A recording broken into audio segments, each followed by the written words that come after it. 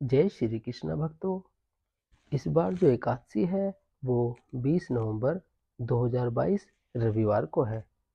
मान्यताओं के अनुसार उत्पन्ना एकादशी व्रत के कुछ खास नियम बताए गए हैं जिनका पालन करना बहुत आवश्यक है। धार्मिक मान्यताओं की बात करें तो इस दिन एकादशी ने राक्षस मुर का संहार किया था। अन्य एकादशी व्रत की भांति ही उत्पन्ना एकादशी व्रत करने वालों के लिए कुछ नियम हैं जिनका पालन करना आवश्यक बताया गया है।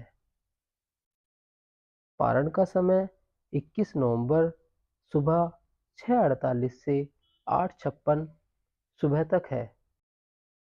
उत्पन्ना एकादशी के दिन सुबह उठकर जल्दी स्नान करें और स्वच्छ वस्त्र धारण करें। धूप, दीपक, फूल, चंदन, फल, तुलसी से श्री विष्णु भगवान की पूजा करें। इस दिन भक्त को विष्णु भगवान को खुश करने के लिए एक विशेष भोग तैयार करना चाहिए। हर दूसरी पूजा की तरह इस दिन अनुष्ठान किए जाते हैं। व्रत की कथा भी पढ़ी जाती है और अगले दिन पारण के समय उपवास खोला जाता है। इस दिन पवित्र जल में डुबकी लगाना शुभ माना जाता है, अन्यथा आप गंगा जल मिलाकर नहा सकते हैं। ऐसा करने से सभी दोष नष्ट हो जाते हैं और मनचाहा वरदान मिलता है। उत्पन्ना एकादशी के दिन विष्णु भगवान का ध्यान कर व्रत रखा जाता है और उनकी पूजा की जाती है। इसमें आप फलाहारी या केवल जल रहकर ही व्रत रख सकते हैं। भगवान विष्णु को हल्दी मिले हुए जल से ही अर्घ्य देना चाहिए। इस व्रत में दशमी की रात्रि को एक समय ही भोजन करना चाहिए, अर्थात शाम के समय ही आपको भोजन करना चाहिए। प्रातःकाल श्री कृष्ण की पूजा करें। इस व्रत में केवल फलों का ही भोग लगाने की परंपरा है। एकादशी के दिन भगवान विष्णु की पूजा की जाती है। पुराणों के अनुसार इस दिन भगवान विष्णु ने उत्पन्न होकर राक्षस मुर का वध किया था, इसलिए इस एकादशी को उत्पन्ना एकादशी के नाम से जाना जाता है।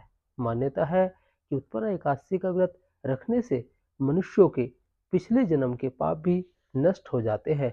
साथ ही उत्पन्ना एकादशी आरोग्य, संतान प्राप्ति और मोक्ष प्राप्ति के लिए किए जाने वाला व्रत है। उत्पन्ना एकादशी की व्रत की कथा अब हम आपको सुनाते हैं। सतयुग की कथा के अनुसार एक मुर नाम के राक्षस ने स्वर्ग पर अधिकार कर लिया था। इंद्र की मदद के लिए विष्णु भगवान ने मुर दैत्य से युद्ध किया। युद्ध की वजह से विष्णु भगवान जी थक गए थे और वे इसी कारण बद्रिका आश्रम की एक गुफा में विश्राम करने चले गए। भगवान के पीछे पीछे मुर दैत्य भी वहां पहुंच गया। विष्णु भगवान सो रहे थे, तब मुर ने उन पर प्रहार किया, लेकिन वहां एक देवी प्रकट हुई और उन्होंने मुर दैत्य का वध कर दिया। जब विष्णु भगवान जी की नींद पूरी हुई तो देवी ने पूरी घटना की जानकारी दी। तब विष्णु भगवान ने वर मांगने के लिए कहा।